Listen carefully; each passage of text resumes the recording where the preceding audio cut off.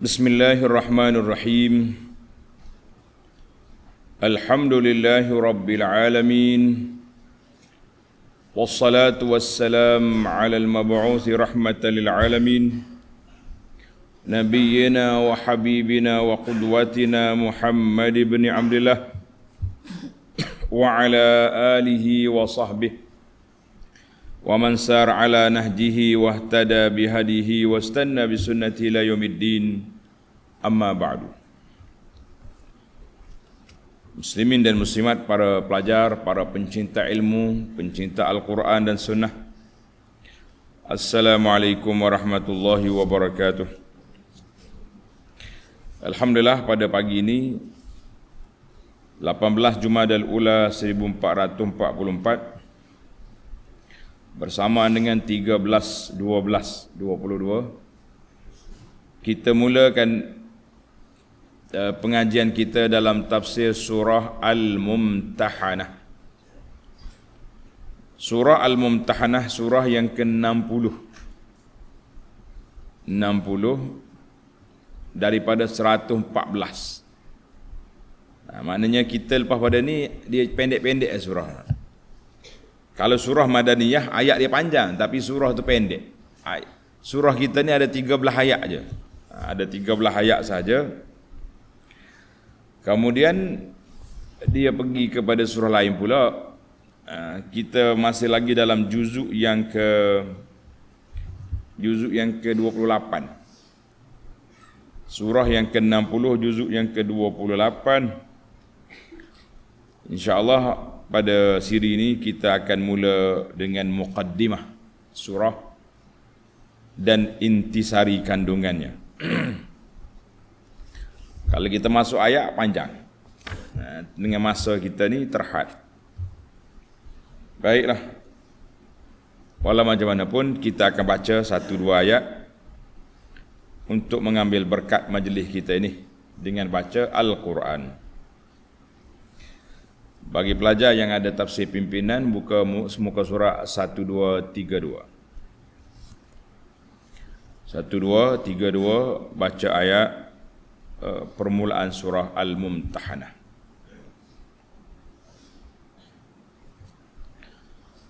A'udzu billahi as-sami'il 'alim minasy syaithanir rajim. Bismillahirrahmanirrahim. Ya ayyuhalladzina amanu la tattakhidhu aduwwi wa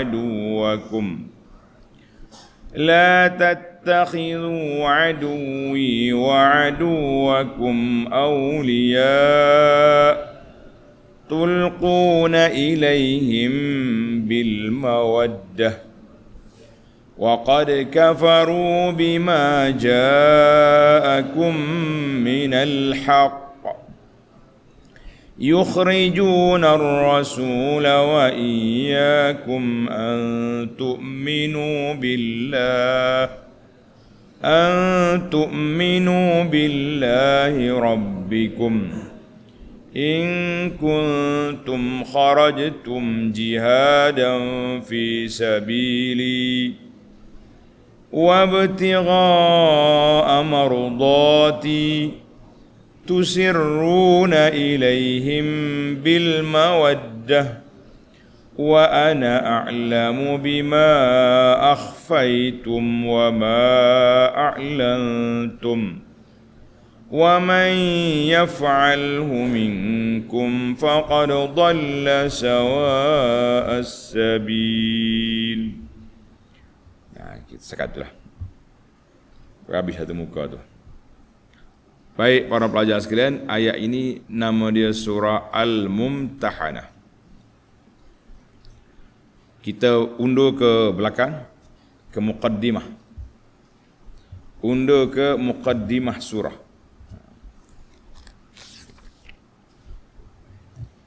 Dalam tafsir pimpinan, surah ini diturunkan di Madinah. Dia panggil suratun madaniyatun. Surah turun di Madinah. Ayat dia pun tentang ujian, tentang pertembungan di antara walak kepada Allah dengan walak kepada orang kafir. Naqal al-ijma'u ala dhalika ghairu wahidin minal mufassirin. Ramai ulama tafsir telah menukilkan ijma' bahawa surah ini madaniyatun. Dia kita tengok madaniyah ni surah dia panjang, ayat dia panjang. Surah dia pun pendek sebab dia masuk dalam mufassal, duduk yang akhir-akhir. Mengandungi 13 ayat. Ayat dia 13 saja. Surah Madaniyah ayat dia 13. Tasmiyatus surah. Nama surah ini. Nama surah ni Al-Mumtahanah. Dia boleh baca dua tu. Al-Mumtahanah dengan baris atas ta Al-Aha, ataupun satu lagi bacaan dia Mumtahinah. Mumtahanah, Mumtahinah. Kalau kata Mumtahanah yang masyhur itu maknanya perempuan yang diuji iman dia. Apa dia maksud perempuan yang diuji imannya itu? Kerana pada ayat 10, Allah Subhanahu wa taala memerintahkan orang Islam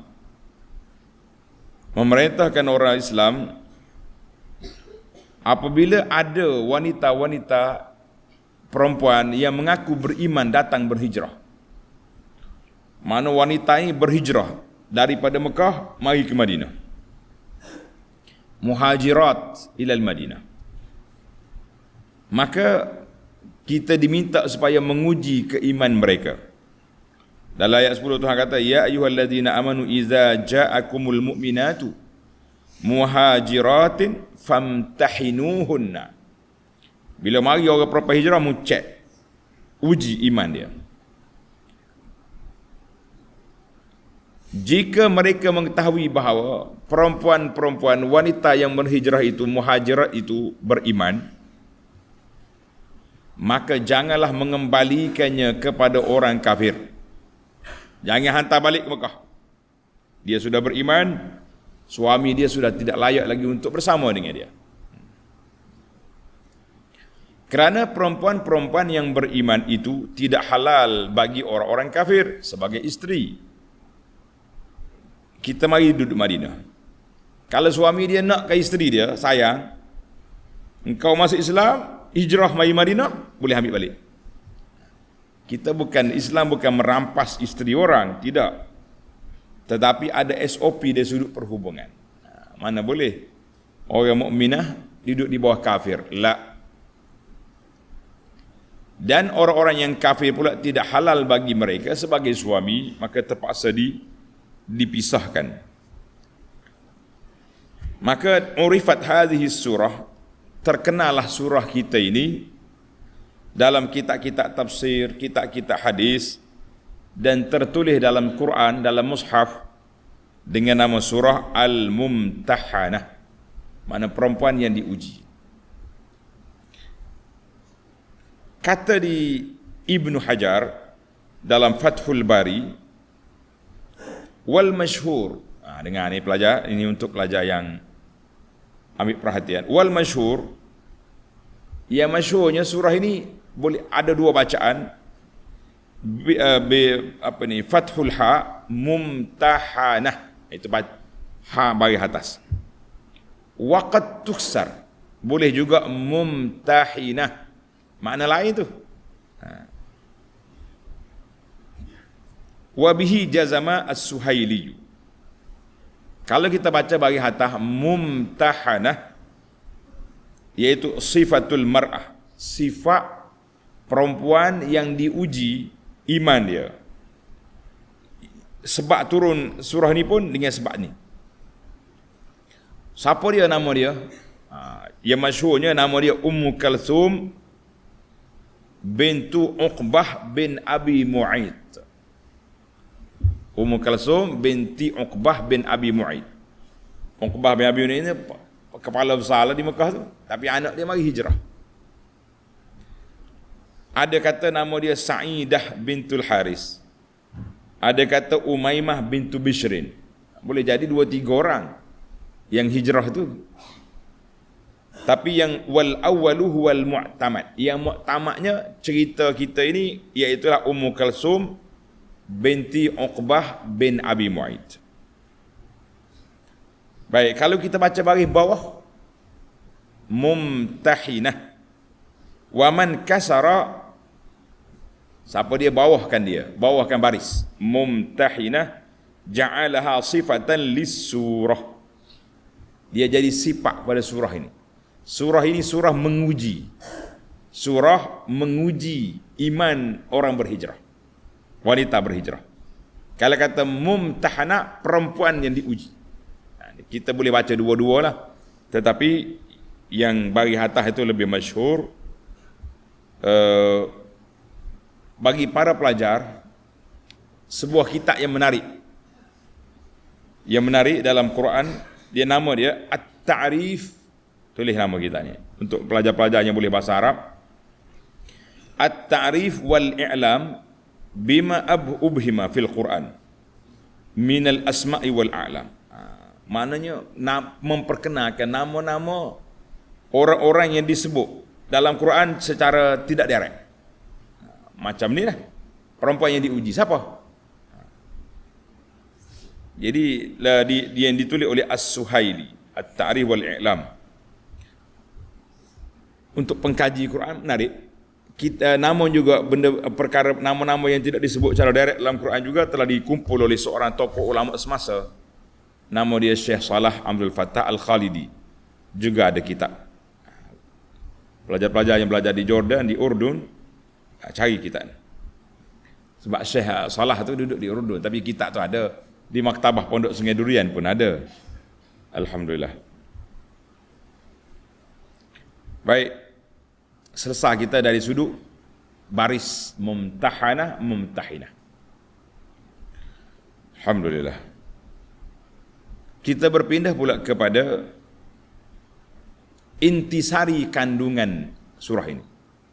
Intisari kandungan surah Al-Mumtahanah. Jadi anak akan baca dengan bagi atas, sebab dia masyhur dengan bagi atas, Mumtahanah. Intisari kandungan surah Mumtahanah ini melarang orang-orang Islam menjadikan orang kafir yang memusuhi Islam sebagai teman rapat. Jangan jadi tali baru kepada kafir. Sehingga dengan jalan itu dapatlah mengetahui rahsia-rahsia pihak Islam. Kita ni bila kita berkawan rapat dengan orang bukan Islam, duk buat mesti terkeluar juga maklumat tentang Islam. Berapa orang Islam ada, senjata banyak mana, simpan kat mana. Dia mari cerita-cerita yang pelik-pelik, yang tidak sepatutnya didedahkan kepada orang bukan Islam, terutama sekali musuh-musuh. Islam tidak mengajar kita bermusuh dengan non-Muslim, tidak. Yang kita diajar supaya berhati-hati dengan kumpulan kafir yang menentang Islam. Dia banyak. Kafir ni ada 3 kategori. Kafir ni ada 3 kategori. Kategori yang pertama, dia kafir, i'tiqad dia kafir, tapi muamalah dia dengan kita baik. Sebagaimana yang berlaku kepada Abu Talib dengan Nabi SAW. Yang kedua, kafir tak peduli. Dia kafir tapi dia tak tahu apa pun, dia tak tanya pun. Duk main gitu kafir dia. Yang ketiga ni yang masalah, kafir yang menentang, yang memusuhi Islam. Itu yang bahaya. Zaman kita hari ni pun 3 kategori kafir ni ada belakang ni. Ada kafir yang terang-terang mereka ni memusuhi Islam. Jangan tuduh. Sekarang ni jangan main tuduh-tuduh mahkamah ni. dapat surat saman, na'udzubillah, tak mau kita habiskan masa turun naik mahkamah. Tapi kita tengoklah perangai dia. Kalau ada isu tentang Islam, tentang orang murtad kau, tentang berebut anak di antara ayah dengan mak, seorang Islam, seorang murtad kau, puak ni selalu nombor satu duduk depan, membela di mahkamah. Iyalah tu. Jadi nampak riak, kata orang, riak di air itu sudah tahu jantan ke betina. Kita boleh kenal lah orang-orang yang ada agenda tersendiri. Jangan cuba. Ya, ramai juga yang bukan Islam, dia tak tahu pun, tak cara apa. Jumpa dengan kita, baik. Ada yang Islam, ada yang bukan Islam, tapi dia boleh membela Islam. Dia tak masuk Islam. Jadi kita tengok kategori ni Allah letak dah. Dalam keluarga Nabi sendiri sallallahu alaihi wasallam ada Abu Talib.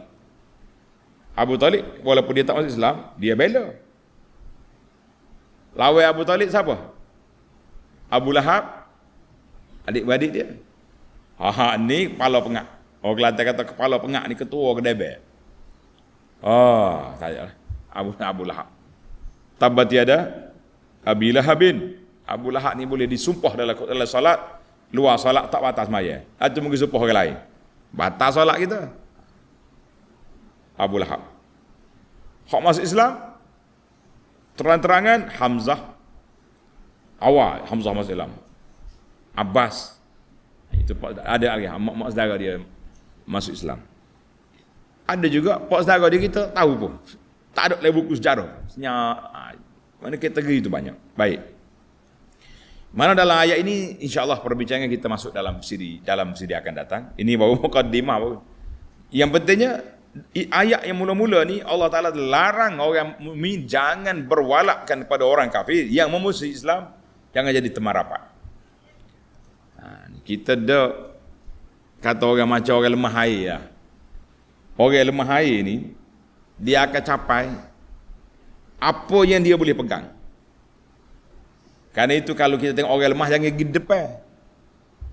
Tengok orang lemah ni, kita jangan pergi depan dia. Dia akan pegang kabak. Mungkin kita lemah kali dengan dia. Kena pergi belakang tarik. Itu teknik membantu rescue apa ni orang lemas. Sebab dia akan gantung. Sama, orang-orang lemah ni, dia akan pegang siapa saja yang dia boleh pegang, tak kira lah, tak ada dah. Kafir ke, berapa ke, jadi. Ini bahaya. Baik. Kemudian Allah Ta'ala menerangkan bahawa tidak ada salahnya mengadakan hubungan baik dengan pihak yang bukan Islam untuk kebaikan bersama dan hidup aman damai. Ini kategori yang kedua, kafir yang bukan Islam yang tidak menentang Islam. Walaupun dia i'tiqad kafir, sebab itu hidayah nak masuk Islam tu kerana Allah, hidayah milik Allah. Bukan kuasa kita, tak boleh kita nak paksa orang. Maka Allah sebut dalam ayat, Allah tidak melarang kamu daripada berbuat baik dan berlaku adil kepada orang-orang yang tidak memerangi kamu kerana agama kamu. Dia tak balas dengan kita. Dan tidak mengeluarkan kamu dari kampung halaman kamu. Sesungguhnya Allah mengasihi orang-orang yang berlaku adil. Orang yang baik-baik ramai je non-Muslim yang baik. Tapi ada agenda ni. Kejap-kejap keluar kenyataan yang menggoriskan perasaan umat Islam, maka kita tahulah dalam perjuangan mereka ada anti kepada Islam. Hati-hati. Tengok masih lagi dalam ayat sambungan tadi. Sebenarnya Allah hanyalah melarang kamu daripada menjadikan teman rapat orang-orang yang memerangi kamu kerana agama kamu dan mengeluarkan kamu dari kampung halaman kamu serta membantu orang lain untuk mengusir kamu, dan ingatlah sesiapa yang menjadikan mereka teman rapat dipanggil wala, maka mereka itulah orang yang zalim. Siapa dia nak zalim, pergi berkawanlah dengan kafir yang memusuhi Islam. Tak kira lah ayat ni walaupun zaman Nabi, zaman kita ini pun masih wujud lagi kumpulan-kumpulan seperti itu. Maka jangan kita dekati dan jangan diberi walak kepada mereka. Berhati-hatilah kita umat Islam. Kata orang, jangan jadi tanah kita menjadi milik orang lain. Surah ini diakhiri dengan menegaskan larangan itu. Allah ulang sekali lagi. Demi keselamatan umat Islam sendiri, wahai orang-orang yang beriman, Janganlah jadikan teman rapat mana-mana kaum yang dimurkai oleh Allah Azza wa Jalla. Mereka telah hilang harapan mendapat kebaikan akhirat, sebagaimana berputus asanya orang-orang kafir itu di dalam kubur. Ya, jelaslah kepada kita, ini penjelasan daripada apa? Daripada Al-Quran, daripada muqaddimah kita ni. Baik, sekarang ni kita berpindah kepada maqasid as-surah, objektif surah ini. Surah yang ada 13 ayat ni, Mumtahanah ni, nak bincang tentang apa? Itu dia panggil maqasid. Maqasid tahzirul mu'minin, amaran keras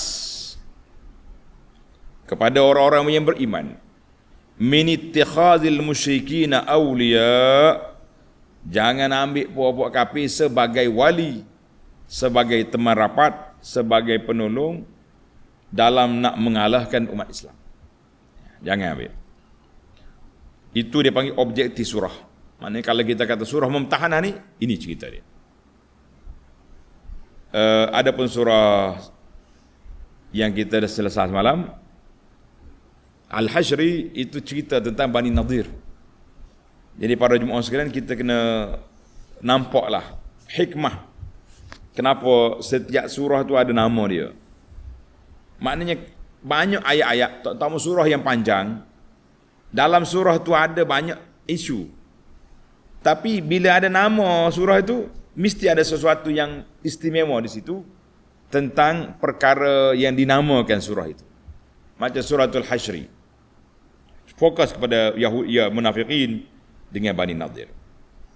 Surah ini kita fokus kepada ujian iman seorang yang beriman. Kita nak tengok di antara ujiannya, kita tengok dalam munasabah nanti, munasabah surah Mumtahanah dengan suratul Hashri, insya-Allah. Baik, al-an sekarang kita berpindah kepada min ahammil mawdu'at, di antara isu-isu penting yang terkandung dalam surah ini. Poin penting dia apa? Yang pertama, tulis ini, kita letak nombor untuk mudah nak atur. Al-awwal, nahyul mu'minin an ittikhazi a'da'illah, larangan orang mukmin daripada mengambil musuh-musuh Allah dan musuh-musuh mereka sendiri, orang kafir yang menentang Islam, sebagai wali, sebagai teman rapat, sebagai orang yang diberi dokongan dan sokongan, yang disayangi dan didokongi. Jangan. Kerana apa? Allah juga telah menyatakan karahiyati a'da'illah lil haqq. Sebab musuh Islam itu tetap memusuhi Allah, memusuhi undang-undang Allah dengan Rasulnya sallallahu alaihi wasallam. Maka Allah bagi peringatan, siapa dia berwalikan orang kafir, berwalakkan orang kafir, maka mereka akan menerima akibat yang buruk, sama ada di dunia, kalau tidak pun di akhirat. Satu. As-sani, yang kedua, da'watul mu'minin ila al-iqtida' bi abihim Ibrahim. Allah panggil orang mukmin supaya mengikut jejak langkah datuk mereka Nabi Ibrahim, alladhi qata'a silatahu bi abihi wa qaumihi. Dia telah berdakwah, menyampaikan Islam, ajak pada tauhid. Setelah tidak berjaya, maka Ibrahim putuskan hubungan dari sudut perhubungan perjuangan dengan ayah dia, dengan kaum kerabat dia. Ada lawan terus, kerana mereka berterusan kerah kepala nak jadi kafir. Makanya kita kena belajar dakwah dulu, jangan balas dulu. Jangan ini kita pasal nak balas dulu baru dakwah, lah tak jadi dah lah. Dakwah dulu baru kelahi. Yang kedua, salisan, bisyaratullahi lil mu'minin bi jam'i syamlihim bi aqaribihim. Allah Ta'ala bagi khabar gembira kepada orang beriman, kamu dakwah, kamu berjuang, insya-Allah Allah Ta'ala akan kumpulkan balik keluarga kamu yang berpecah. Sama ada berpecah tu kerana ideologi, kerana pegangan, atau kerana terpisah dari dihalang oleh Quraisy daripada hijrah. wa husulil mawaddah, dan akan terhasilnya kasih sayang di antara mereka dengan cara Allah Ta'ala beri hidayah kepada keluargamu, dia masuk Islam juga. Kadang-kadang lambat, bukannya cepat. Fakta yang paling senang untuk kita ingat, saya selalu ulang cerita ni satu ya, supaya tuan-tuan boleh ingat dah fakta. Antara Islamnya Abu Sufyan dengan Islamnya anak-anak dia, berapa lama beza? Abu Sufyan masuk Islam setelah pembukaan kota Mekah. Pada pembukaan kota Mekah, Fathu Mekah, tahun 8. Anak dia, Ummu Habibah, Ramlah binti Abi, masuk Islam awal. Sehingga Nabi ambil dia sebagai isteri. Mudah-mudahan Abu Sufyan lembut. Ini menantu aku ni. Anak aku duduk bawah dia. Takkan nak lawan juga. Itu kan. Baik. Rabi'an yang keempat, bayanu ar-rukhsah fi husni muamalatil kafar. Allah nyatakan kelonggaran. Boleh kita berinteraksi dengan orang kafir yang tidak memusuhi Islam. Lam yuqatilul muslimina qitala adawatin fid din. Mereka tidaklah memusuhi Islam dan tidak mengeluarkan orang Islam daripada kampung halaman dia. Jadi hak kafir ni boleh berkawan dengan dia. Kena pilih kafir lah juga. Bukan semua kafir tak boleh berkawan. Yang kelima, tafsilu ahkamin nisa, detail hukum wanita yang datang mukminat beriman kepada Nabi SAW setelah mereka berhijrah meninggalkan suami mereka yang kafir. Mari sini kita semak dia punya kedudukan, kita cek tahap keimanan. Kalau betul dia beriman, kita letak di Madinah, tak hantar balik ke Mekah, dan kita tunggu apa reaksi suami dia. Suami dia sayang bini, mari Islam, ambil balik binimu. Kita bukan nak khianat, bukan nak putuskan, tapi akidah berlainan, tidak boleh duduk sebantal. Sadisan yang keempat, Allah Ta'ala perintahkan Nabi sallallahu alaihi wasallam bimubayatin nisa. Allah Ta'ala perintahkan Nabi buat ikat setia dengan wanita. Wa akhdhil uhudi alaihinna bi ta'atillah, dan Allah Ta'ala ambil perjanjian kepada wanita-wanita itu supaya taat kepada Allah Ta'ala, taat kepada Rasul, dan menjauhkan diri daripada semua perkara yang diharamkan, yang dilarang oleh Allah. Jauh diri, jangan duduk dekat.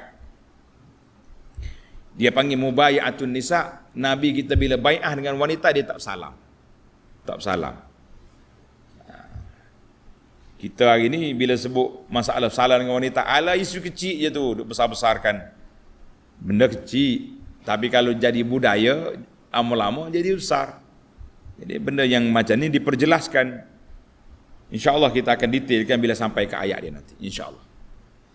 Sebab ada setengah ustaz ni, dia tengok angin. Kalau orang biasa-biasa salam, kita hentam berat-berat. Tapi kalau orang yang kita puja, kita sayang, kita cari hujah, rukhsah sana, rukhsah sini. Sibuk dalam media sosial, duk sibuk tentang hukum bersalam dengan wanita ajnabi.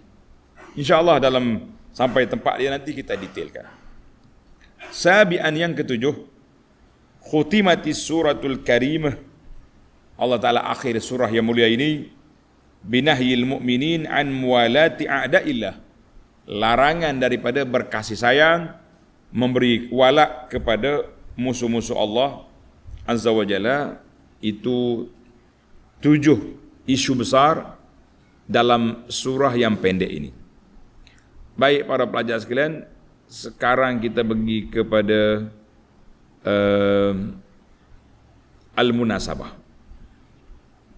Dalam surah ini tak ada disebut tentang fadail, fadilat bacaan secara khusus, spesifik tak ada. Tapi fadilat baca Quran umum sudah jelas. Setiap huruf 10 kebajikan. Baca Quran jangan tak baca. Cuma kita kata, saya kena baca surah Mumtahanah pagi ke petang ke malam ke, baca suratul Hasri, tidak terdapat riwayat. Dalam surah Hasri banyak riwayat, tapi dhaif, lemah dia punya sandaran. Baik para pelajar, kita berpindah kepada munasabatuha lima qablaha. Munasabah surah ini dengan suratu Al-Hasyri. Apa munasabah? Menarik juga ilmu munasabah ni, mencelikkan mata, kata orang ceria minda. Kita mikir tengok. Ini ilmu tadabbur. Terzahirnya munasabah surah ini dengan suratul Hasyri dari dua sudut, dua dimensi. Yang pertama, zukira fil Hasyri. Dalam suratul Hasyri Allah Ta'ala sebut mualat al-mu'minin. Orang mukmin mesti berkasih sayang sama-sama dia. Al-mu'minu lil-mu'mini kal-bunyan yashuddu ba'duhu ba'da. Dan Nabi sebut, orang mukmin dengan mukmin itu macam binaan yang kuat, saling kuat menguat. Besi, batu-bata, semen, semuanya menguatkan. Kemudian mualatul ladzina nafaqu. Allah Taala sebut juga puak-puak munafik berwalakkan, berkasih sayang dengan ahlul kitab. Maka dalam surah ini waftutihat hadhihi surah, dimulai surah ini, surah Mumtahanah ni ayat yang pertama lagi. Allah Taala ya ayyuhalladzina la tattakhizu aduwwi wa aduwwakum awliya. Jangan ambil orang-orang kafir, sama ada kafir total seperti kafir sungguh, kafir lak-lak kata orang kampung, ataupun kafir terselindung nama dia munafiqin, jangan ambil sebagai walak, sebagai wali. Semoga kamu tidak menjadi seperti perangai munafiqin yang berwalakkan kepada orang kafir, bermuka-muka dengan orang mukmin. Jangan. Dan diulangi larangan ini di awal surah dan di akhir surah. Maknanya Allah mula ayat ni dan akhir ayat. Itu dia panggil munasabah yang pertama. Al-munasabatus tsaniyah. Munasabah yang kedua, kanat suratul Hasyri fil mu'ahadin. Suratul Hasyri hubungan kita dengan kafir ahlul kitab yang buat perjanjian damai dengan Islam. Mula-mula Nabi sampai Madinah, Yahudi ada 3 kategori. Bani Qainuqa, Bani Nadir, Bani Quraizah. Semua buat tanda tangan berdamai ikut arahan Nabi sallallahu alaihi wasallam. Tapi mereka jahat. Belot, batal perjanjian. Kita dah sebut dah kepada para jemaah dalam buku ni, sejarah penduduk Madinah dan kebejatan puak-puak ahlul kitab yang berada di Madinah tu. Wa hadhihi surah, dalam surah ni pula Allah Ta'ala bagi direct kepada kafir sebarang jenis kafir. Sama ada kafir yang ada perjanjian dengan awak atau tak ada perjanjian. Sebab apa? Kerana surah ini turun fi sulhil Hudaybiyah. Suluh mana masa perjanjian Hudaybiyah itu bila? Tahun yang ke-6. Tahun yang ke-6 perjanjian Hudaybiyah.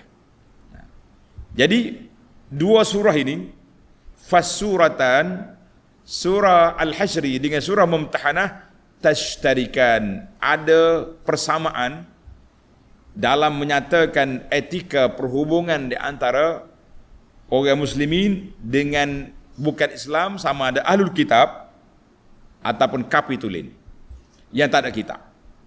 Tak ada kitab kafir lain tu. Kafir Abu Jahal ni tak ada kitab. Dia ada kenapa dia ngenak orang Islam. Itu hubungan di antara dua surah.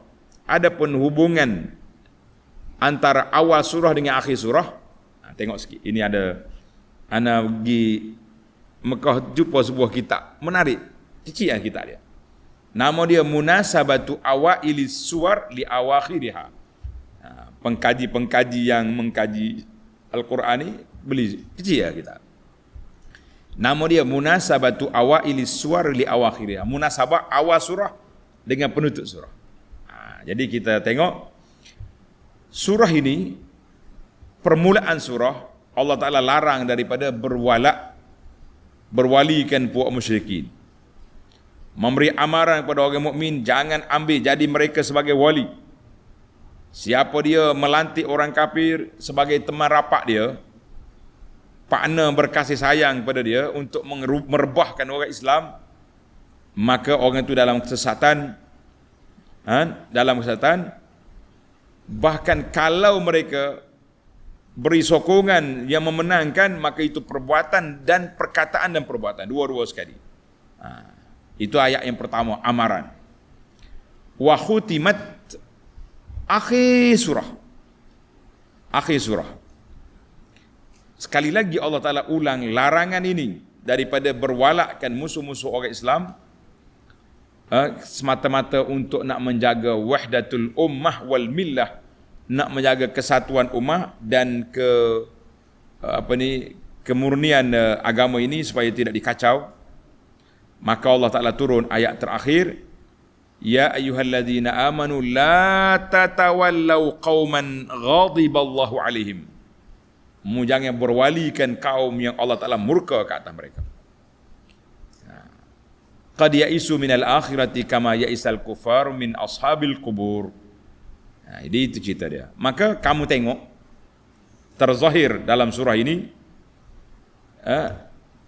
Allah Ta'ala akhiri ayat akhir surah sebagaimana permulaan surah. Yang pentingnya semua kita mesti berpegang dengan kesatuan ummah dan mesti ta'assub kepada kebenaran dan keesaan Allah Azza wa Jalla dan jauhkan diri daripada perbuatan orang-orang fasik. Maka jelaslah kepada kita, insya-Allah sudah sangat nyata dan jelas surah Mumtahanah ini sangat penting dalam pergantungan hati dengan orang kafir. InsyaAllah para jemaah sekalian, kita akan sambung perbincangan kita dalam ayat siri yang akan datang, bermula ayat 1, 2 dan 3. Subhanakallahumma wa bihamdika asyhadu an la ilaha illa anta astaghfiruka wa atubu ilaik. Wa sallallahu ala nabiyyina Muhammadin wa ala alihi wa sahbihi ajma'in walhamdulillahi rabbil alamin. Wassalamualaikum warahmatullahi wabarakatuh.